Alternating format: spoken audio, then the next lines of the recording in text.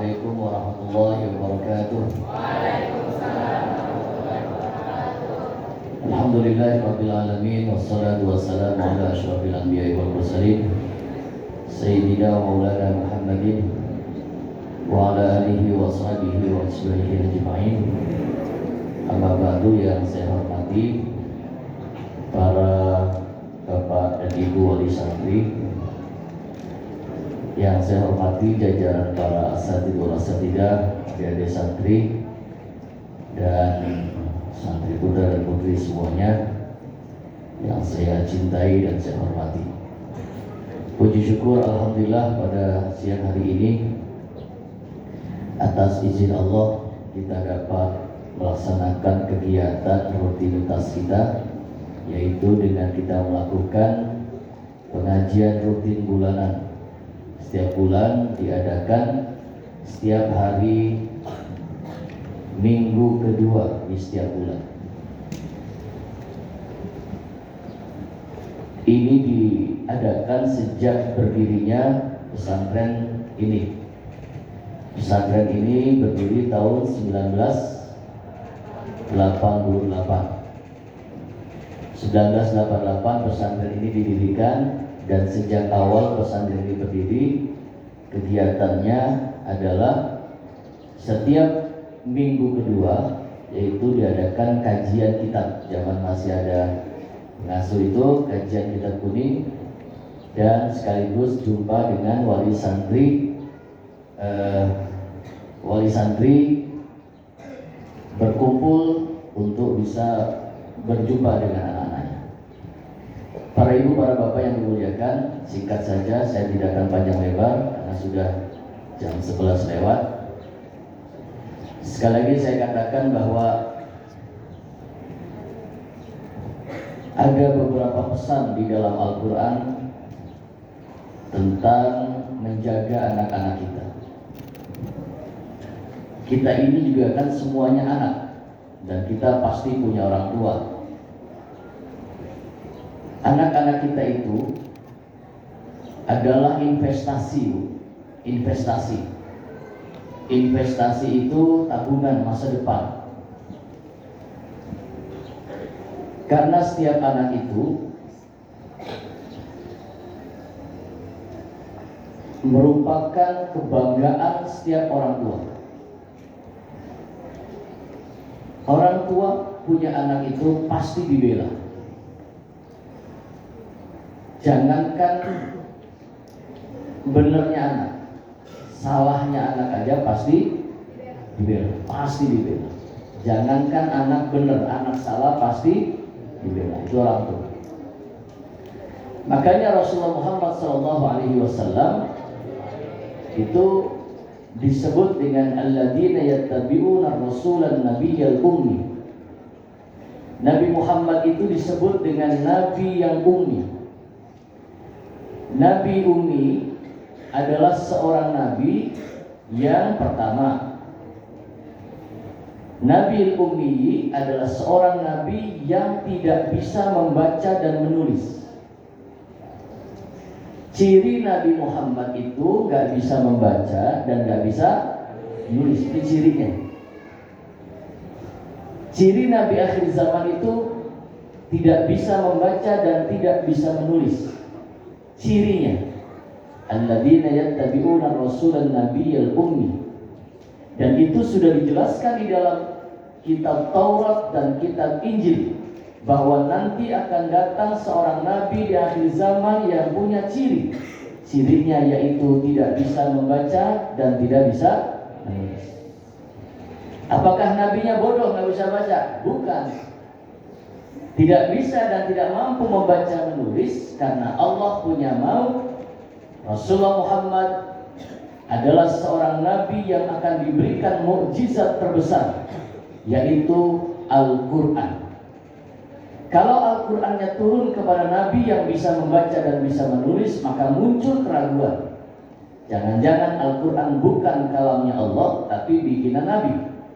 Maka nabi disifatkan cirinya tidak bisa membaca dan tidak bisa menulis. Maka ada salawatnya ya. Allahumma salli wa sallim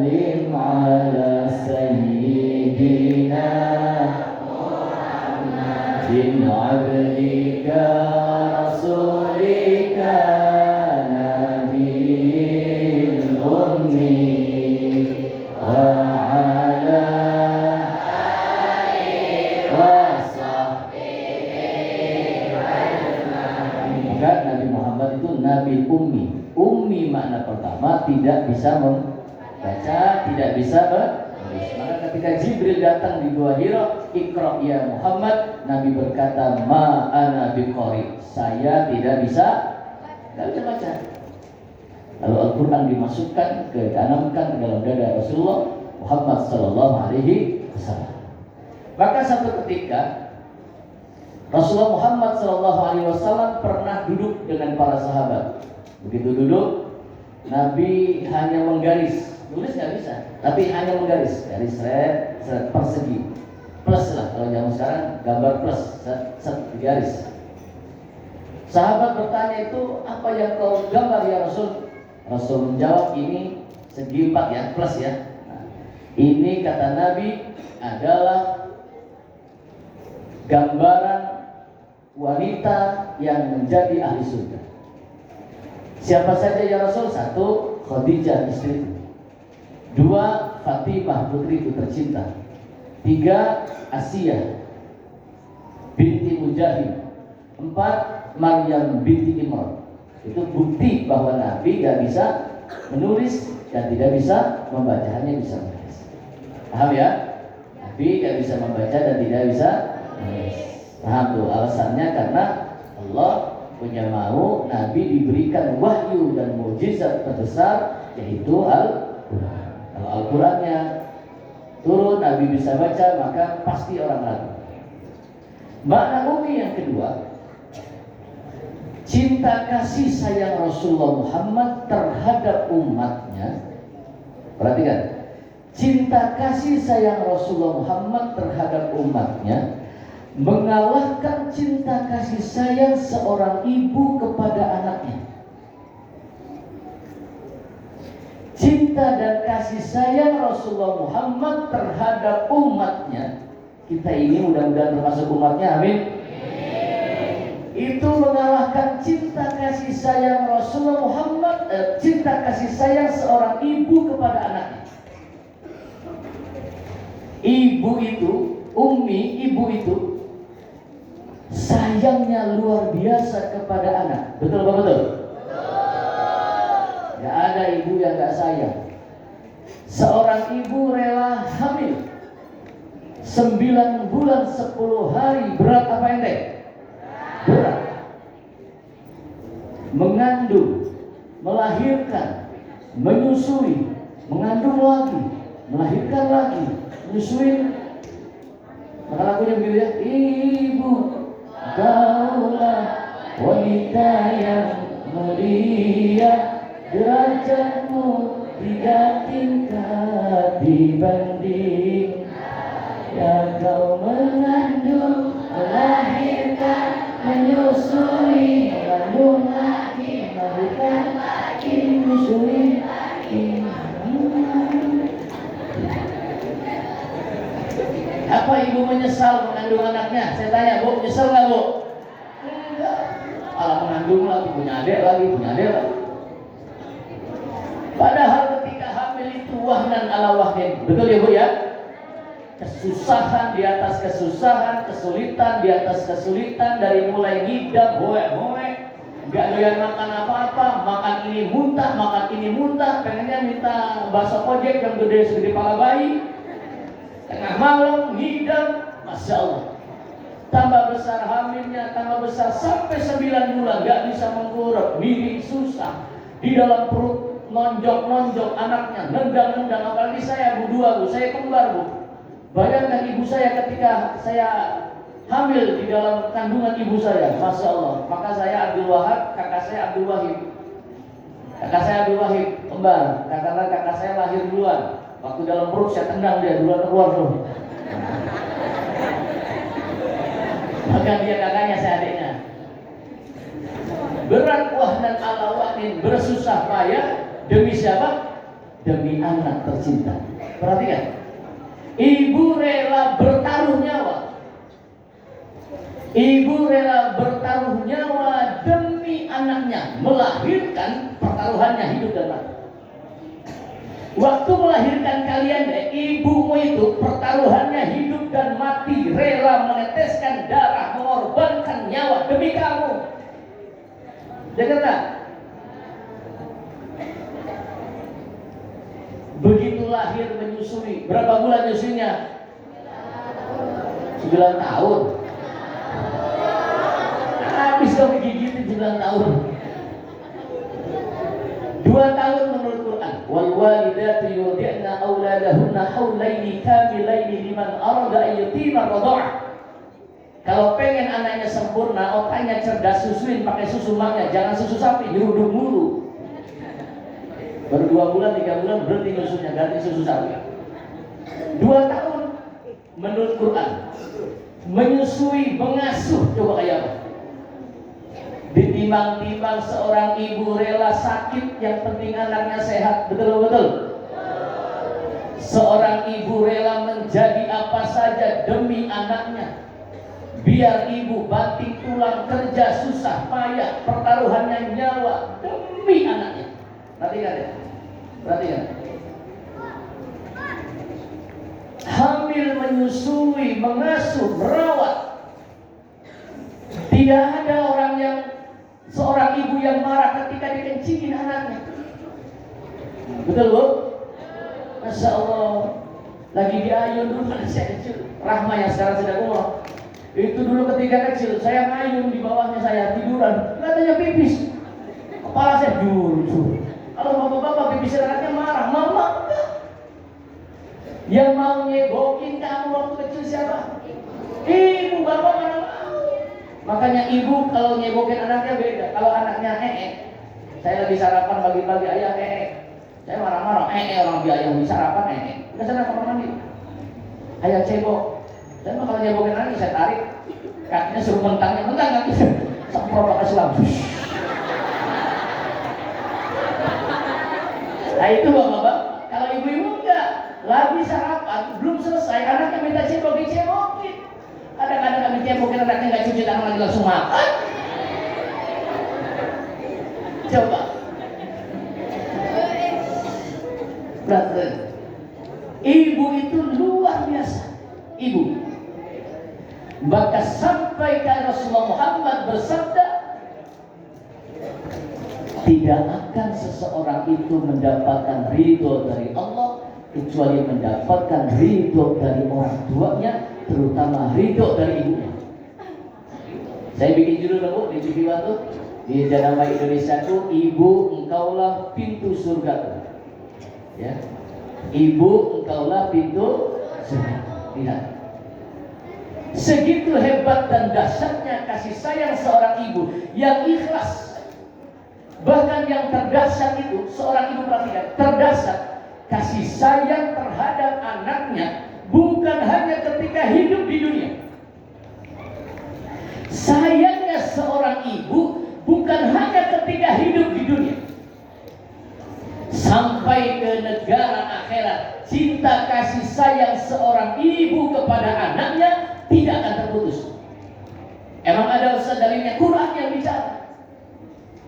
Di dalam Al-Quran dijelaskan, ini Quran ayatnya turun disebabkan ada kisah seorang ibu yang masuk surga. Ibunya masuk ke dalam surga, tapi di dalam surga nangis aja ini ibu.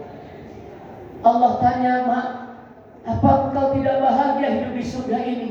Penuh dengan kenikmatan, Jannatun Naim, surga penuh dengan kenikmatan, mau makan, mau minum silakan, apa saja mau dimakan boleh. Tapi kenapa engkau nangis mulu? Apa enggak betah di surga?" Betah ya Allah. Kenapa nangis mulu? Di surga enggak ada TikTok ya Allah. Tapi kenapa engkau nangis? Apakah tidak bahagia di surga? Seorang ibu itu menjawab, "Ya Rabb, aku menangis karena aku teringat akan anak-anakku. Aku menangis, aku teringat akan anak-anakku yang aku besarkan mereka, aku perjuangkan mereka." Terus anakku mana, Mak? Gak tahu pada nyasar kemana. Ini seorang ibu nanya sama Allah, "Ya Rabb, bukankah penghuni surga ini semua permohonannya dikabulkan oleh Engkau ya Rabb?" Allah menjawab, "Iya." "Silakan kau minta apa, Mak?" "Boleh enggak ya Rabb, aku minta satu aja." Apa mintamu? Aku minta agar seluruh anak-anakku ya Allah, anak-anakku, cucuku, Kau masukkan bersama-sama kami ke dalam surga. Amin. Lihat, ibu itu luar biasa. Segitu hebatnya seorang ibu, masih kalah dahsyatnya dengan cinta kasih sayang Rasulullah Muhammad terhadap kita umatnya. Apa yang Rasulullah tanggung, Rasulullah Muhammad menanggung. Kita punya jaminan seluruhnya jadi ahli surga. Amin. Ketika Allah bertanya, wala sawfa yu'tika rabbuka fatarda. Ya Muhammad, aku telah ridho kepadamu ya Muhammad. Silakan kau minta apapun aku ridho. Maka Rasulullah Muhammad minta. Apa mintanya? Bukan untuk keluarganya, bukan untuk anaknya, bukan untuk keturunannya, bukan untuk istrinya. Tapi yang Rasul minta, ya Allah, jikalau engkau memang telah ridho kepadaku, maka la arda wa wahidan min ummati yadkhulunan. Ya, wahid la arda wa wahidan min ummati finnar. Jika engkau telah ridho kepadaku ya Rabb, maka aku pun minta kepadamu satu saja permintaanku, agar engkau meridhoi. Nabi meminta, aku enggak mau kalau ada salah satu di antara umatku yang engkau masukkan ke dalam neraka. Umat Nabi Muhammad punya jaminan menjadi ahli surga. Ibu bapak, terakhir tadi yang saya katakan, investasi anak itu adalah anak itu adalah kalian juga nanti bakal punya anak, ya. Ibumu nanti bakal punya cucu. Nanti masih jauh 10 tahun yang akan datang. Anak itu investasi. Bahkan Nabi Ibrahim alaihissalam, Nabi Ibrahim itu memberikan contoh dan gambaran kepada kita. Nabi Ibrahim, apa contohnya? Nabi Ibrahim selalu berdoa kepada Allah. Berdoa. Kunci pengen punya anak sukses, anaknya yang soleh, kuncinya doa. Orang tua jangan pernah melupakan mendoakan anak-anaknya, karena doanya ibu itu yang manjur untuk anak-anaknya, bukan doanya ustaz. Maka kata Abu Haji Roma Irama, doa ibumu dikabulkan. Tinggal nyebut dari Tuhan susah amat sih. Doa ibumu dikabulkan, nah itu, dan kutukannya jadi kenyata. Tinggal ando susah amat. Dan kutukannya jadi kenyata. Murka ilahi karena murka.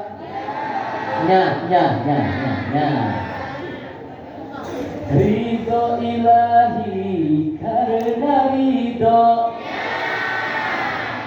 Bila kau sayang pada kekasih, lebih sayanglah pret. Bila kau patuh pada rajamu, lebih patuhlah pret. Nama ibu berapa? Jangan berani-berani melawan sama orang tua. Tidak akan jadi orang berani. Perhatikan. Biar kamu maaf, bu, ibu, jangan pernah menuduh anaknya lemah. Jangan pernah. Setiap anak yang dilahirkan ke muka bumi ini pasti diberikan kelebihan oleh Allah. Pasti diberikan kelebihan oleh Allah. Pasti. Tidak ada anak yang terlahir ke muka bumi ini yang tidak punya kelebihan. Kekurangan pasti ada. Kita manusia pasti kurang. Tapi setiap putra putri kita diberikan kelebihan masing-masing oleh Allah Subhanahu wa Ta'ala. Pasti. Sekarang belum kelihatan. Mungkin nanti akan muncul. Kan banyak kisahnya kan? Ada santri mondok di sini Pak, di Al-Wasilah. Waktu di Al-Wasilah boro-boro bisa baca kitab kuning, Iqra aja nggak selesai. Iqra nggak selesai. Boro-boro baca kitab kuning, Iqra lah nggak selesai. Bapak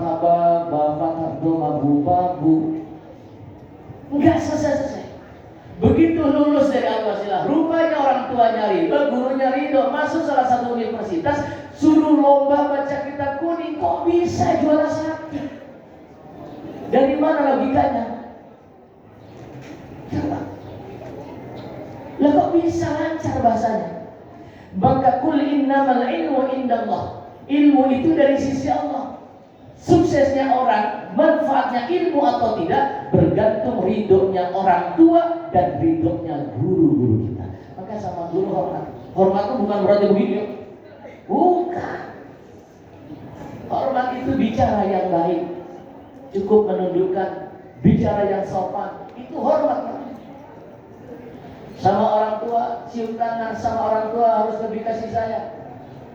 Hadirin yang dimuliakan oleh Allah, terakhir bahwa anak itu adalah investasi kita sebagaimana permohonan Nabi Ibrahim, karena tahu Nabi Ibrahim berdoa, Rabbi habli minas shalihin, Rabbi habli minas shalihin. Ya Allah, jadikanlah anak-anak kami, keturunan kami, cucu kami, buyut kami, cicit kami, cangga kami, budak-budak petarangan bodol kami, ya Allah, jadikanlah mereka anak-anak yang soleh dan soleha, menjadi penghias mata kami fid dunya wal akhirah.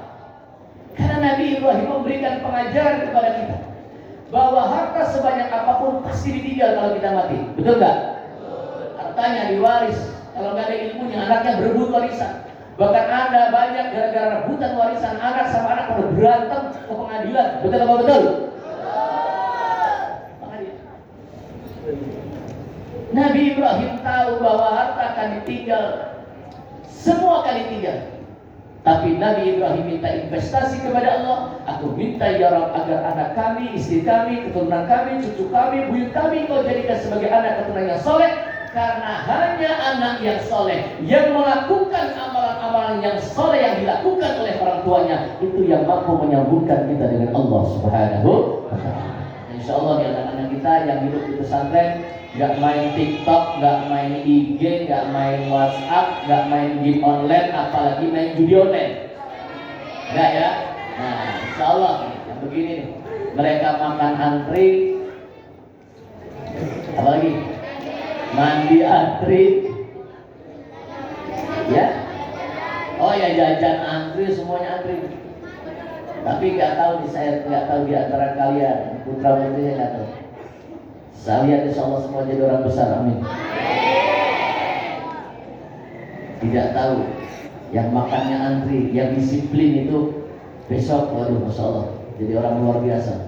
Mudah-mudahan salah satu di antara santri kita ini, anak-anak kita ini ada yang jadi presiden. Mungkin gak usah, ya mungkin aja. Ada yang jadi menteri, amin.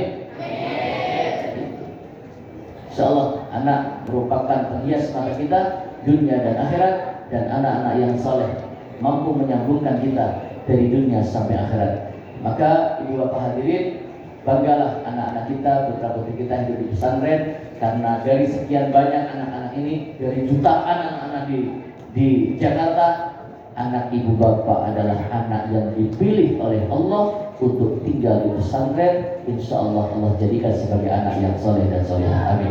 Kita tutup dengan doa Bismillahirrahmanirrahim. Alhamdulillahirabbil alamin, hamdan syakirin na'imin, hamdan yuafi ni'amahu wa yukafi mazidah. Ya Rabbana lakal hamdu kama yanbaghi li jalali wajhika wa isbarik. Ya Allah, ya Tuhan kami, jadikanlah anak-anak kami, keturunan kami sebagai anak-anak yang soleh dan solehah. Ya Allah, ya Tuhan kami, ampunilah dosa-dosa kami dan dosa kedua orang tua kami. Kasihanilah mereka ya Rabb, sebagaimana mereka menasihati dan mendidik kami ketika kami kecil. Rabbana taqabbal minna innaka antas samiul alim wa tub 'alaina innaka antat tawwabur rahim. Rabbana afriq 'alaina as-sabra wa thabbit aqdamana wansurna 'alal kafirin. Rabbana atina fid dunya hasanah wa fil akhirati hasanah wa qina adzabannar. Subhana rabbika rabbil izzati amma yasifun. Wassalamun ala mursalin walhamdulillahi rabbil alamin. Bi barakatil Fatihah. A'udzu billahi minasyaitonir rajim. Alhamdulillahi rabbil alamin.